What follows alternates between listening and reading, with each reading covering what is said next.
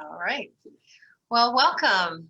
This is Roxanne Truon with the Michigan State University Science Festival, and I'm pleased that you could join us tonight where Dr. Danita Brandt is going to talk about fire, water, and ice, Michigan's geological story. So I'm really excited to hear that. I know she's going to have some interesting facts for us tonight. So welcome, Dr. Brandt. Thank you, Roxanne. Okay, let me do the share screen thing here that we've all gotten so familiar with over the last year.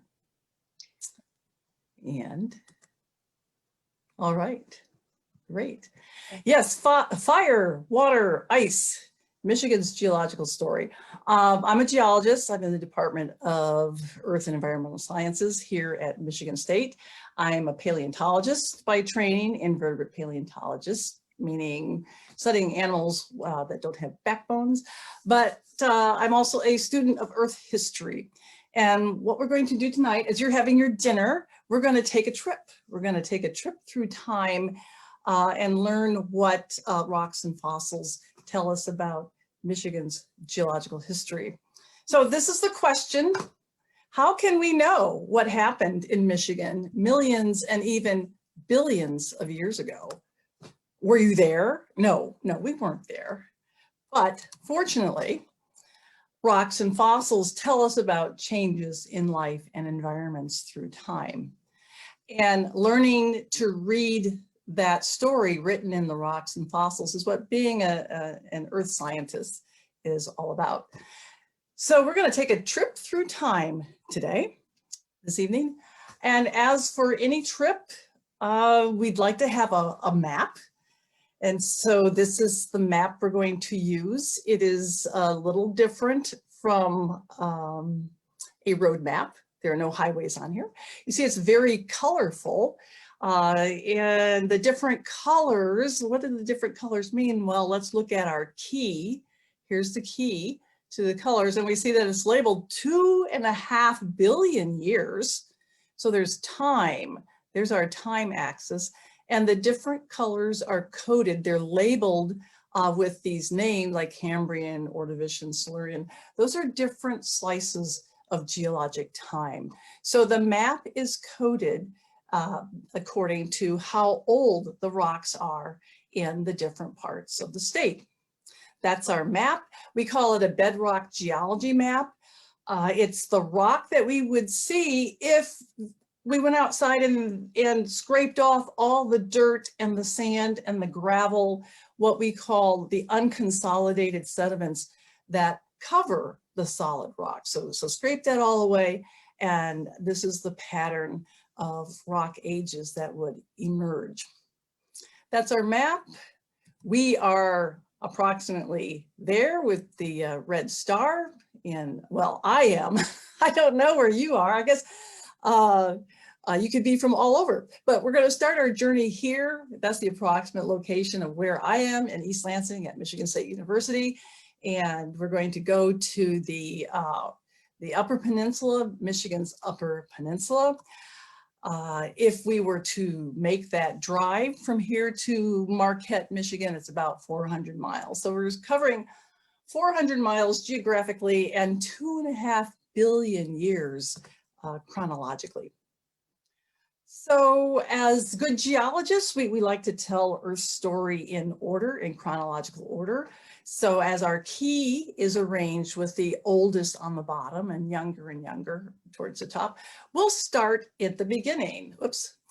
We'll start in the oldest rocks and we'll work our way upward.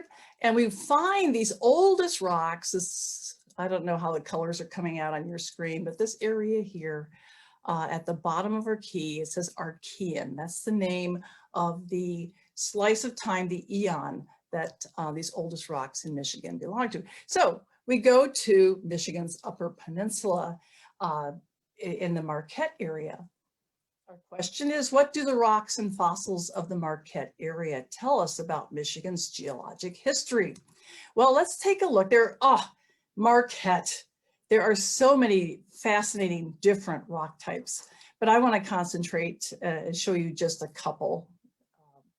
And here's one. It's a very distinctive rock type. We are standing on an exposed surface, an outcrop, kind of looking at our feet, and down at our feet, I guess I put a pencil and part of a notebook for scale. We see these dark blobs, and they're kind of separated with lighter areas, but kind of this blobby rock type. And I've outlined some just to make that more clear. That's kind of distinctive. Geologists can identify that rock. That's basalt. And maybe you know that basalt is an igneous rock type associated with volcanic eruptions. Like, where would we go to find basalt today? One of the places we might go is Hawaii. This particular kind of blobby texture to the basalt, that distinctive texture is given a name. It's called pillow basalt. Yeah, not for how soft it is, but the blobby pillow-like shape. So indeed, if we want to find it somewhere on Earth where this is happening today, where this kind of deposit, basalt, is being formed, we could go to Hawaii, off the coast of the big island of Hawaii, and take a submersible and go down to the ocean floor, and we would see basalt in these big blobby pillow-like structures. Again, I think I outlined one there. So here we have, this is kind of an example of the axiom we use a lot in geology about using the present is the key to the past. Here's a place we can go on present day Earth and see the processes that form those rocks that we saw, the ancient rocks we saw up in Marquette. So in our mind's eye, here's a picture of what the Marquette area looked like when those Archean age pillow basalts were being formed. They were being formed by submarine volcanic eruptions, and the basalt blurps out of the volcano and very rapidly cools, forming the pillows. Now, there's one very important difference between this modern picture and what we would have seen if we could time travel back to Marquette and take a submersible in that ancient sea and watch the volcanism there. Back in the Archean 2.5 billion years ago, we would not have these features. These are animals. They are multicellular animals. They have a starfish-like shape. They're probably ophiuroids, brittle stars, but certainly these are multicellular animals, and they wouldn't have been around in that Marquette volcanic sea 2.5 billion years ago. So that's a major difference. So the punchline of this first segment is that the pillow basalts are evidence of Michigan's fiery birth. Michigan was born of fire, the fire from volcanic eruptions. Yeah, now think about that. Volcanoes in the Upper Peninsula. Yeah, there's the evidence right beneath our feet. Why were there volcanoes in the Upper Peninsula? Well, we could answer that with our modern understanding of how the Earth works. Modern, okay, plate tectonic theory dates back to the 1960s, so I don't know, is that still modern? In a geological sense, it's very modern. But here in this schematic drawing, here's the situation that existed in Michigan's Upper Peninsula in the Marquette area back when those pillow basalts were being deposited. There were two plates. Here's one here on the right, and it's moving in that direction. It's being subducted, moving underneath this plate on the left. And that interaction causes melting, it causes magma production, and then that magma makes its way up to the surface where it blurps out as a volcano. So those pillow basalts in Marquette are telling us a story of, like, the Upper Peninsula looked like this. It was active plate tectonic collision when those rocks formed. Another thing was going on in the Marquette area that wasn't related to plate tectonics. It's not the pillow basalts, but it's this very distinctive rock type. Here is a geology class for scale. We are at Jasper Knob in Ishpeming, Michigan, and they're all looking very, very happy because it's a beautiful day. It's not raining on us. It's not snowing on us. And they're sitting on this very distinctive rock type. It's a very pretty rock type. It's got these bands of red and gray. The red is basically red chert, which we commonly call jasper. And the gray is an iron ore, hematite. So these are some of the iron-bearing rocks that the Upper Peninsula is famous for. The banded iron formation. It's a very descriptive name, banded, and it's got iron in it, right? So this rock tells us a different story about Michigan a couple billion years ago. This is a rock type we're still trying to figure out. There's still discussion about how this formed, the conditions under which it formed. But it's safe to say it is not forming today. Whereas sandstone, shale, limestone, those are all rock types that are forming today. Igneous, basalt, those are forming today. Banded iron formation is not forming today. And what that tells us about Michigan's history is that back when this rock type was forming, the chemistry of Earth's oceans and atmosphere was very different from what it is today. So that tells us a story about changing environmental conditions through time. Also in the Marquette area, there is an outcrop, another very famous outcrop that appears in textbooks. Here's another geology class standing in front of this outcrop, and maybe it doesn't look like much, maybe perhaps it's not that photogenic, but if you look closely, maybe you can see some kind of undulatory layers. So this isn't banded iron formation, it's a limestone. And that layering comes from fossil, basically slime. Cyanobacteria is the general name for the organisms. Cyanobacteria. Now that's a life form. That's a life form. It's not a multicellular life form like those ophiuroids, but it's life. So we have a record in the Marquette area of some of the earliest life forms on Earth.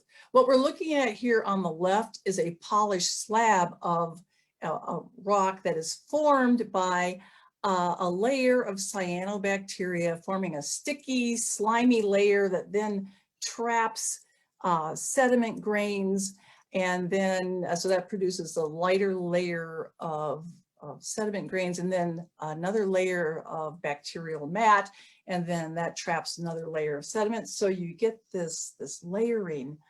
And we call these structures that are formed by cyanobacteria, we call those stromatolites. Well, how do we know those wavy features in this rock and that is so old? How do we know that those are cyanobacteria? Well, again, we can use the present as a key to the past, and in this case, travel to Western Australia, where there is another famous place to go because we can see these cyanobacterial buildups, these stromatolites growing today. So these kind of dirty, sandy looking mounds, these are the cyanobacteria that have trapped sediment and then built another layer, another layer, another layer, and they form these mounds, stromatolites.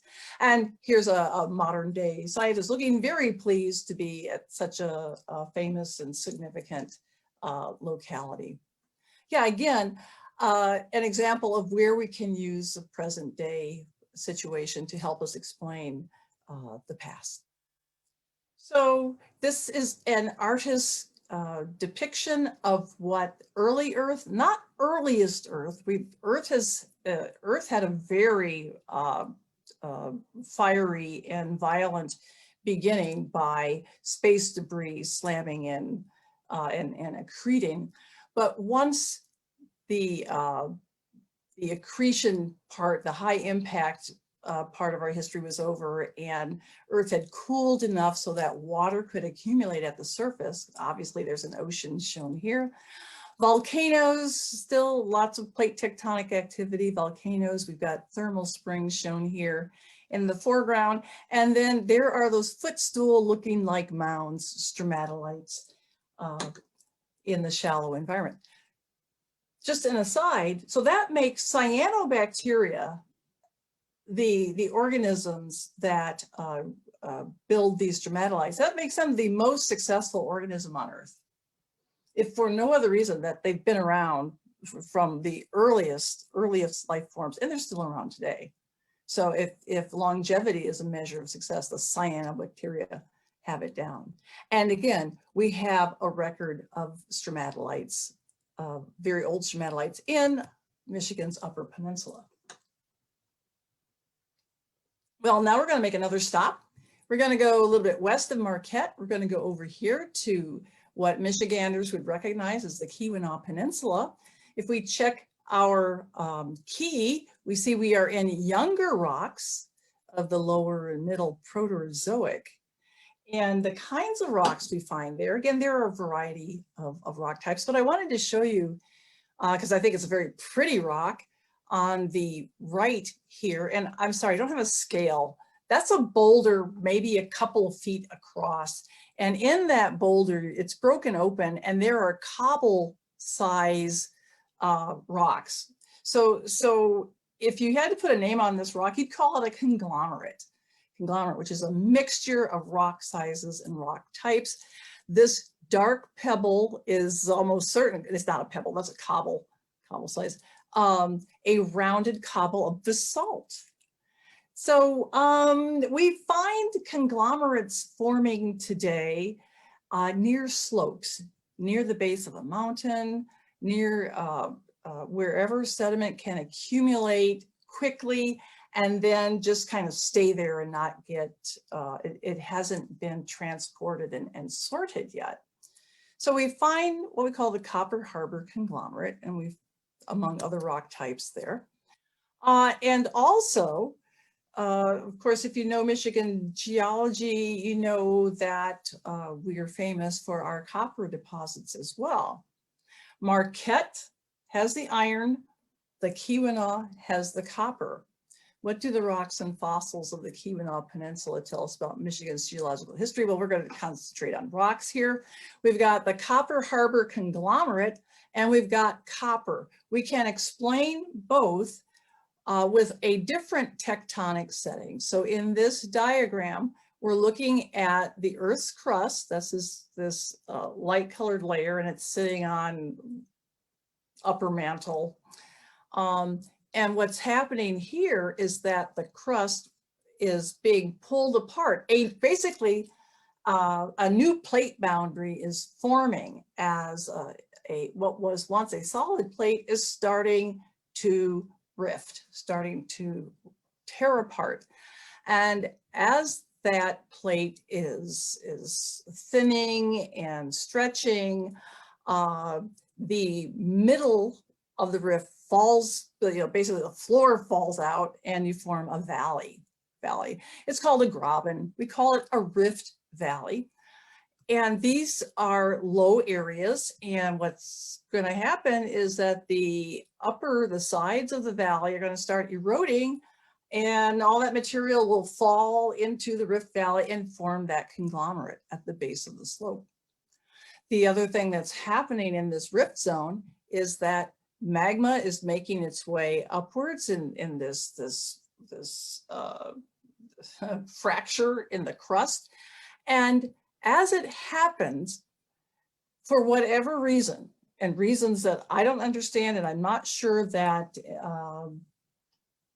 I don't think I know anyone who understands, the fluids that were percolating up along with this basaltic magma were rich in copper. And when that copper-rich fluid got into the cool rock of the upper crust, it found fractures, it found holes to fill, and pure, or what we call native copper, crystallized. So here on the right is a very nice piece. So that's someone's hand for scale. And these pieces of native copper have these irregular shapes because it formed by these copper-rich fluids, just filling the nooks and crannies, the cracks and the crevices in the rock. And then you remove the rock and you have basically this mold of, or cast of the holes and cracks that it filled. Yeah, so what was happening in the Keweenaw was that instead of plate collision, plates were pulling apart. And we've got associated rock types like the conglomerate, and just happen to have the right composition of fluids to get copper formation. Well, now we're going to head east and to what I call the striped parts of the map. So we had kind of this Jackson Pollock part of the map here where it just looks like the different colors of different rocks just kind of randomly thrown down. But starting about here in the kind of pinkish and then the green and the purple, the map pattern gets a lot more regular. And that continues on down to at least the yellow here. So if we check our key, we see that we're getting in younger and younger rocks from the Cambrian period through the Mississippian. So let's take a look at what those rocks look like. What do the rocks and fossils from the striped parts of the map tell us about Michigan's geologic history? This is a group of geology students, and let me back up because they are here at the Stonington Peninsula and the Upper Peninsula in this green swath. And if we check our key, we could just barely see, oh, that's the Ordovician period. So this was a field trip. We went to Ordovician age rocks, and they've got their nose in the rocks because there's lots of fossils in these rocks. What kinds of fossils? Well, oh, something like this elongate fossil, which is a relative of a squid, a cephalopod. There's a horn coral, trilobites, shells called brachiopods. There's another coral, that's the Halocites, a chain link fence coral. That's a stem of a crinoid, which its common name is sea lily.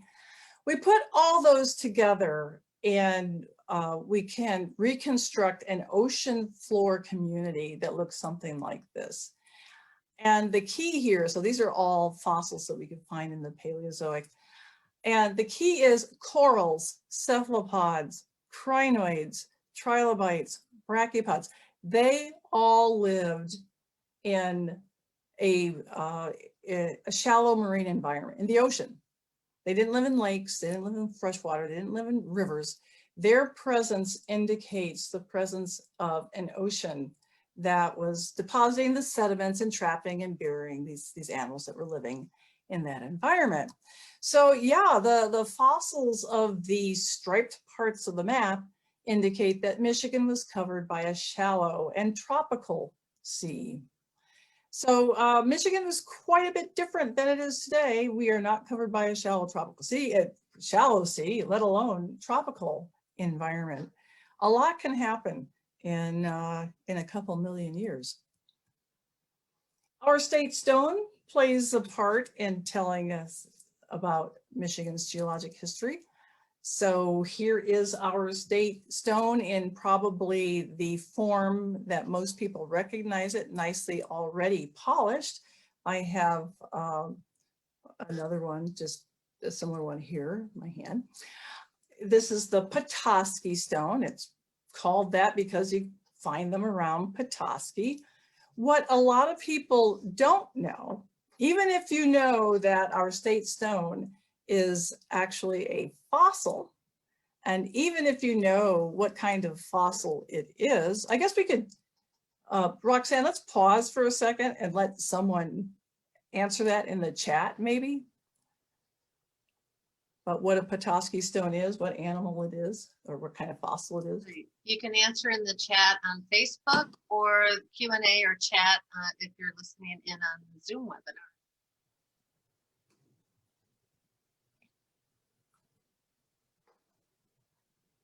Oh, we have lots of answers here. Coral, coral, Yay, coral. hexagonia. Oh, hexagonaria. Oh, someone's There we giving are. us the genus name. Yeah. Ah, Well, good on you all. But what a lot of people are not familiar with is what the coral looks like before it's been polished. And so in this slide, I include a picture of the raw fossil coral. And it's a colonial coral. Each one of these hexagons housed a little coral polyp. And what do we know about corals? At least corals that are around today. What kind of environment do they like to live in? They like to live in the ocean, right? And even though we find the Petoskey Stone coral associated with our Lake Michigan's shorelines, there's no relationship between Lake Michigan and these corals when they were alive. These corals lived in shallow tropical oceans. They never lived in freshwater lakes. So we'll kind of circle back. That's an expression I thought I'd never say. We'll return to that point in a little bit. So our state stone also reinforces the observation, the conclusion that Michigan was covered by a shallow tropical ocean for a lot of its history. Our next stop, we're going to move towards the center of the mitten, the Lower Peninsula. Whoa, come back here, come back here. And we check our key and we see we're up even in younger strata, the Pennsylvanian period. All right, and if we wanted to find rocks of that age, and you were here in East Lansing, we just go down the road 20 miles to Grand Ledge, Michigan. Go to Grand Ledge. Here again is another geology class, looking very happy because again, it's a beautiful sunny day in early spring and we're not being rained or snowed on. So the Grand Ledge, right? The town is named for its ledges that are exposed along the Grand River. And those ledges are made out of sandstone. And this is at Oak Park. That's the place you go to climb, where the climbers go. And they go there because it's the nice sandstone cliffs. If we go across the river to Fitzgerald Park, we see an outcrop that looks very different, especially because it's not this massive sandstone, but also right in the middle of this outcrop is this black rock. And I would like to invite, again, interaction from our viewers. What do you think the black rock is? We have coal, basalt, petrified wood, shale, All right. obsidian. So those are all black rocks, very good. But the one found here in a sedimentary environment is indeed coal. Now, we don't use coal so much anymore to fire our power plants. In fact, MSU is now totally off of coal. So people don't really know so much about coal anymore and how it forms.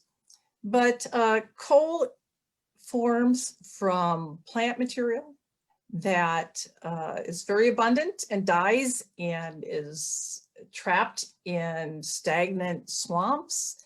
And the decomposition of that plant material uses up all the oxygen so that it doesn't totally decompose. So some of the plant material, the carbon anyway, is preserved, and then it gets buried by some more sand and compressed, and we get coal. So what do the fossils and coal from Grand Ledge tell us about Michigan's geologic history?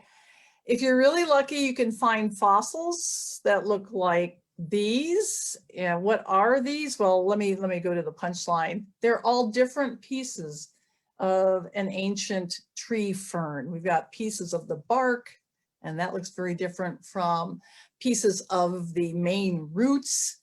And then off of the main roots, see these black streaks? Those are root hairs. So paleobotanists, I salute paleobotanists because they have to put together fossil plants from totally different looking pieces.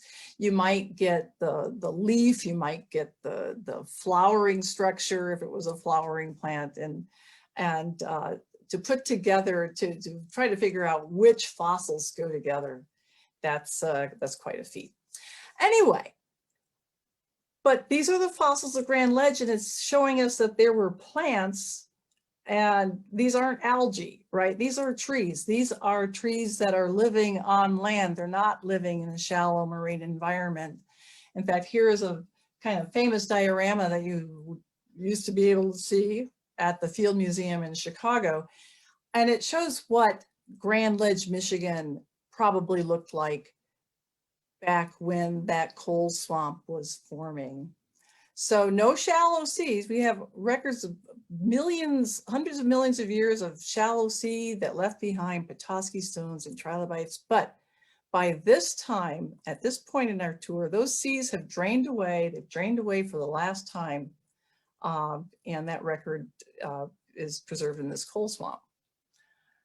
One more stop, but we're going to change maps because the stop is in the superficial deposits, these loose deposits that cover the solid bedrock. So it's a different map. It's called a superficial geology map. The way it's related to the bedrock geology map is like this. Wait for it. This is, ooh, look at that animation. Wow. Very proud of my animation skills. So these are the deposits, the sand and gravel that covers up the bedrock. It's the stuff we have to scrape off if we want to find fossils in bedrock. So we can look at superficial geology anywhere in Michigan. These superficial deposits basically cover up all of Michigan.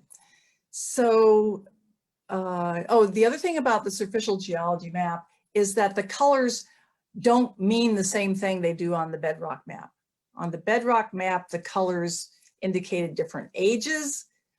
Here in the superficial geology map, everything's the same age, geologically. It's from the Ice Age. So the colors represent different kinds of glacial deposits, like glacial lake deposits, glacial clays, sand, and so on. So what do Michigan's superficial sediments tell us about Michigan's geologic history? And how did a sand dune get in the middle of MSU's campus? We're looking at a bird's eye view of campus. There's the football stadium, there's Breslin Center, there's the ice arena, and behind the ice arena is this low, small hill covered in pine trees. That's Dr. Arbogast from the geography department, looking very happy because he got permission to cut into that dune and establish that hill and establish that it indeed is a sand dune that dates to the last glaciation. So at some time during the last glaciation, environments were just right in the middle of what is now MSU's campus to form a sand dune. Also, we have rocks like this. This is, of course, the rock here on campus, the rock that we always paint. The thing is, you know, rocks come from somewhere. Here you've got this big rock. It's just sitting on campus. Where did it come from? So if we cut through 15 inches of paint to uncover the actual rock that's underneath, apparently it's this beautiful, what we informally call pudding stone. There are jasper pebbles. This is a very distinctive rock type. It doesn't occur in Michigan. The nearest outcrops of pudding stone are in Ontario. So how in the world do you get a huge rock like the rock from Ontario to East Lansing? Well, the easiest way to do that is to just have a glacier move it for you. And in fact, that's what happened. And we have a name for these rocks that are kind of like they're out of place. You know, they don't belong around here. They didn't come from here. They're called glacial erratics. So our own rock on campus is a pudding stone glacial erratic that we can trace to Ontario. And how did it get here? It got here when Michigan was covered by an ice sheet on the order of 19 to 10,000 years ago. And this is repeated advances and retreats of an ice sheet in that several thousand year period. This is a map showing North America during the last ice age. And I just want to point out that there we are, there's the mitten, and the ice sheet extended just about to the Ohio River. If my sister is watching, she's in Tennessee, and they were not covered with a glacier during the last ice age. They were farther south. So they don't have glacial sand and debris covering up their nice bedrock. The other thing I want to point out about this map is that the Great Lakes are drawn in, but that's just for geographic reference. The Great Lakes weren't there. They weren't there until the ice had advanced and retreated and advanced and retreated several times and carved out the Great Lakes. So our Great Lakes are geologically very young. I'm just going to very quickly go through a series of maps, and I'm just kind of despairing because, you know, I'm trying to tell you too much in too little time. Let's get ourselves oriented. There's the mitten. We can make out the mitten, the Lower Peninsula, and the light color is glacial ice. And we're starting 19,000 years ago, and we're going to come forward in time. And just like, you know, drawing a picture on a bunch of pieces of paper and flip through them really fast. So just to see how the ice, we can map the advance and the retreat of the ice through that time. That's the purpose of showing that. Ice age features include two very popular stops on Mackinac Island. So one of our last questions here is, what do Sugarloaf and Arch Rock on Mackinac Island tell us about Michigan's geologic history? Sugarloaf is just this big pile of limestone, and Arch Rock is this nice overlook. Well, what does it tell us? We can look again at modern coastal environments and see how a sea stack, Sugarloaf is a sea stack, and Arch Rock is an arch. How do they form? They are cut by waves. They are carved out of rock by waves. So that's telling us, that's pointing to, that's evidence of during the last ice age, during these repeated advances and retreat of the ice, there were times when Mackinac Island was underwater. And this map from 6,000 years ago, and I've circled in yellow Mackinac Island, you can barely see it because it's shaded out by water. It is indeed submerged, and it would be, right, the waves would be breaking on the limestone bedrock of Mackinac, carving out Sugarloaf and Arch Rock. Well, I do have one more story. What does our state fossil tell us about Michigan's geologic history?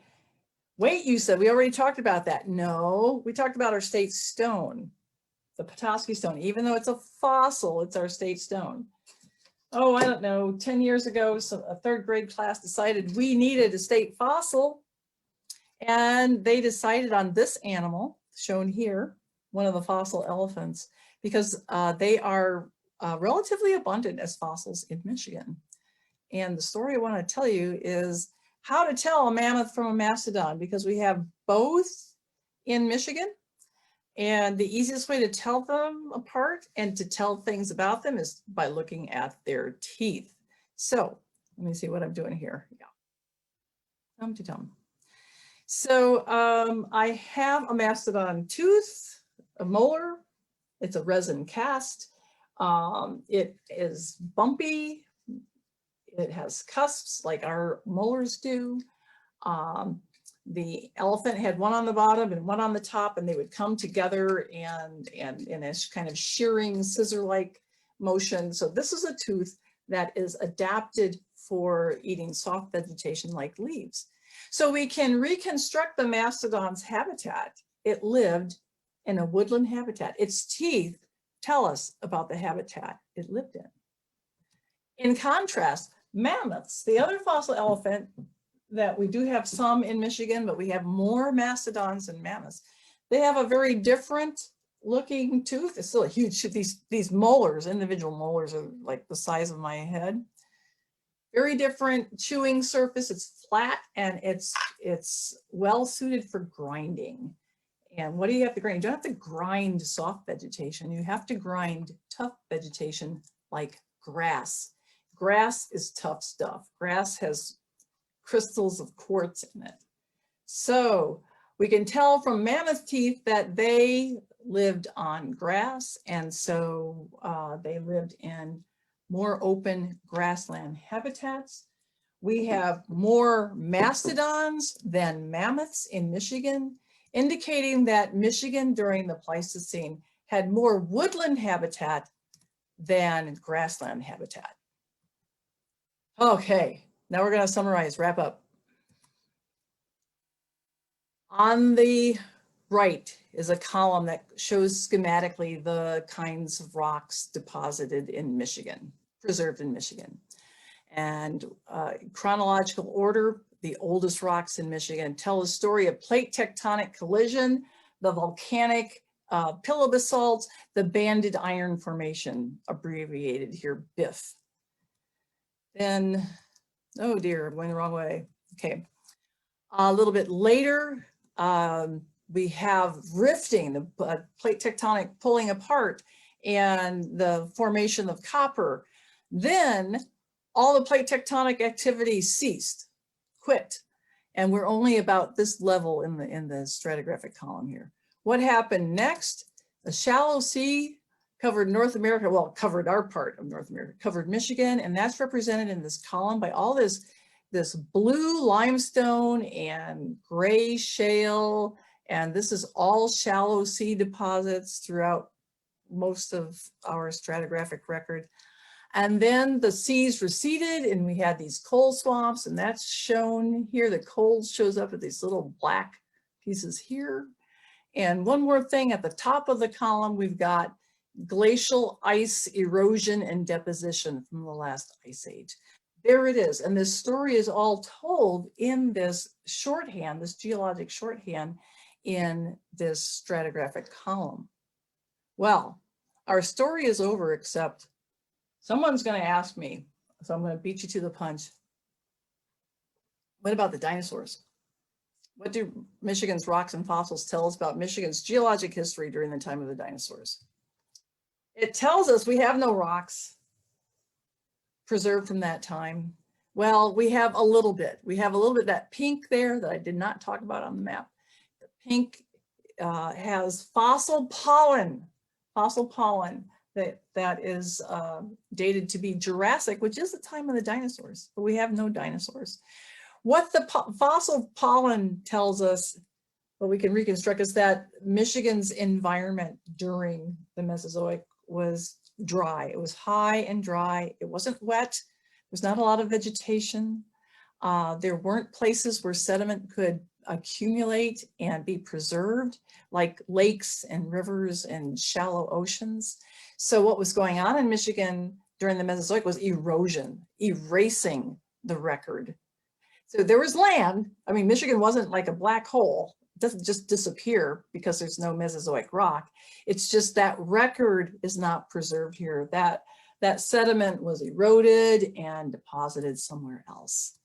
What that means, unfortunately for us in Michigan, no dinosaurs in Michigan, because we have no record of the Mesozoic. We have no Mesozoic sediments.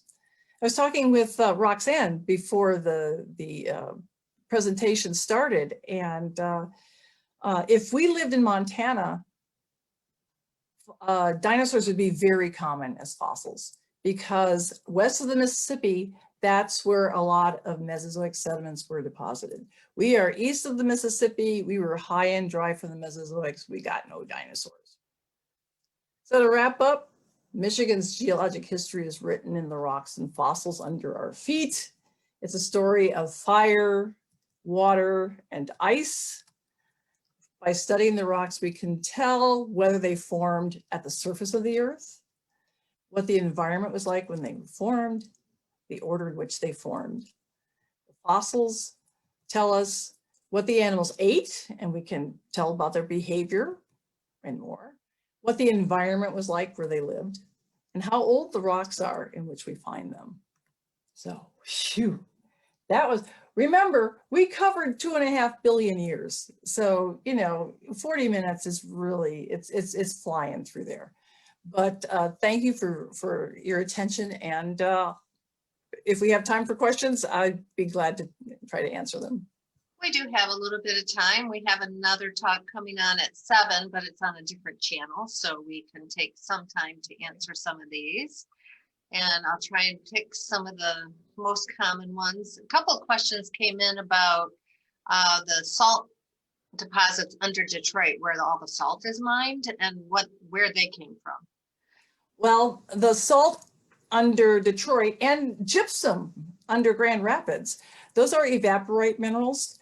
They form under supersaturated conditions, and that was we find those in the sediments of the shallow sea, that interval when Michigan was covered by a shallow sea. So there were areas of think of we'd call it a restricted basin. Think of a cup, and you just add salt and salt and salt and salt until it's supersaturated and the salt starts to precipitate. So we had these restricted basins on either side of the state. They were probably coral reefs that caused them to be separate from open ocean conditions. But right, those are two other minerals that have been important in the economic development of Michigan. Thank you for that question. Another one is they want to know how the sand dune formed in East Lansing here. Okay, so don't know. So, think of Sleeping Bear Dunes, which is coastal. Think of an ice sheet covering up to like mid-Michigan and ponding water and basically a beach. So, a glacial beach, cold. But yeah, we've got the glaciers just reshaping the landscape and forming glacial lakes, and you get these dunes form along glacial lakes. And boy, oh boy, if Randy Schetzel and Alan Arbogast are watching this, you guys can correct me later. Somebody wants to know, how thick was the glacial ice over Michigan? A mile. That's what we usually, a mile thick. Yeah, right. I just tossed that off. But yeah, that is really thick, isn't it? That is thick. I can't even, wrap my head around that. And then somebody said they found Petoskey stones in central Midland County. Would they have been deposited there by glaciers? Would those have moved around like that? Yeah, the glaciers, we can blame them for a whole lot of stuff. Yeah.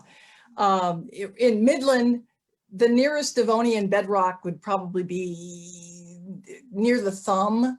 So it got there somehow, or maybe someone collected it and just dumped it. Yeah. Just dumped it. I don't know who would ever do that. A couple people wanted to know where they could get the maps that you were using. Are they online anywhere? Oh yeah, I got those. I got those online. Yeah. Michigan Department, oops, we don't call it that anymore. The Michigan Department of Environmental Quality is now something. But yeah, just search on Geologic bedrock map of Michigan and superficial rocks. Will we ever run out of Petoskey stones? I don't think we have to worry about that. No. Oh, which reminds me, Roxanne and I were talking about this before. So there was a news article just recently that someone computed how many T-Rexes in the whole, 100 million years or however long T-Rex was around. And the estimate was like there was 1 billion T-Rexes that ever lived. So if there were 1 billion T-Rexes, there were 100 billion, Petoskey stone corals. So we're not going to run out. In our lifetime anyway, that's true. And then going back further, almost at the beginning of your talk, people wanted to know what the light colored material between the pillow basalt sections were. I don't know. All right, the light colored material is a weathering rind. It's just altered basalt. It's probably chlorite and other minerals, but yeah, it's these blobs. That was the surface, and that's where the weathering would have started. So that's a weathering difference. Okay. And I like this question. Was Michigan actually Michigan 2.5 billion years ago in terms of shape and location? Did it look like a mitten? I didn't think so. Yeah. No, in fact, 2.5 billion years ago, you wouldn't have recognized North America would be like a little island, probably. Yeah. Was that when Pangea was? No. Oh, Pangea's a lot later. Oh, Pangea was only 250 million years ago. I know geologists, we throw around these big numbers like they're nothing. Yeah. And when they're all awesome, I mean, the time we're talking about is awesome. All right. So, let's see. I have one over here on Facebook. My son was watching wrestling until I plunked my laptop down in front of him. Thanks for teaching him some cool things about our beloved Michigan. all right. And it is beloved Michigan. We are so lucky. I mean, and I feel so lucky to have ended up in Michigan. I'm from Illinois, which is fine, but Michigan, the geology, the Upper Peninsula, oh my gosh, the lower, we have geology that, like I mentioned before, ends up in textbooks. We're that special. So, and I think great place. Yes, it was. And then they wanted to know the latitude. What latitude was the current UP at when there was a volcanic activity? Right. Well, that's something else you can Google. There are paleogeographic maps. Now, 2.5 billion years ago, I'm not so sure, but for most of the Paleozoic, from the Cambrian to the Pennsylvanian, I could tell you North America, there was a North America. It wasn't complete. Florida wasn't there. California wasn't there. But we sat pretty much on the equator or just south of the equator. And so that explains these tropical seas. There are plate reconstructions. People have done this for, all of Earth history, and they're fascinating. So I would encourage you to follow up on trying to find those. And then what are agates and how are they formed geologically?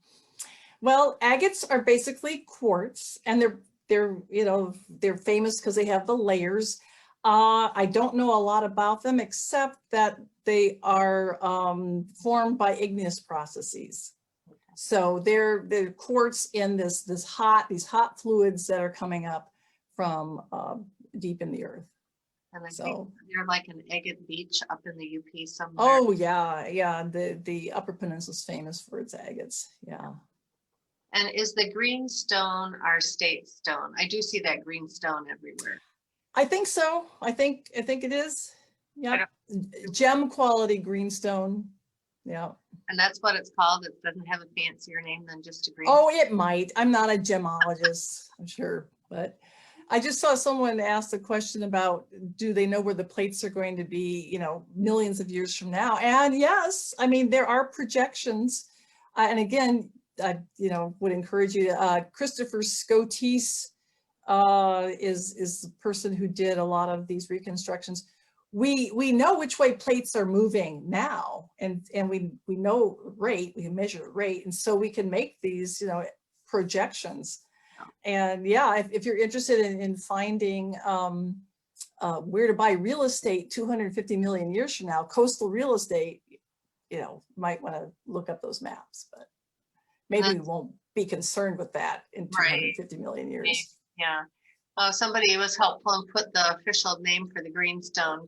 Chlorostrolite. I don't know if I'm pronouncing that right. Yeah, calastrolite or whatever I can say. Oh, there it is, like chloroplast. Okay, I got the out there. Got it. Yeah. Awesome. Yeah.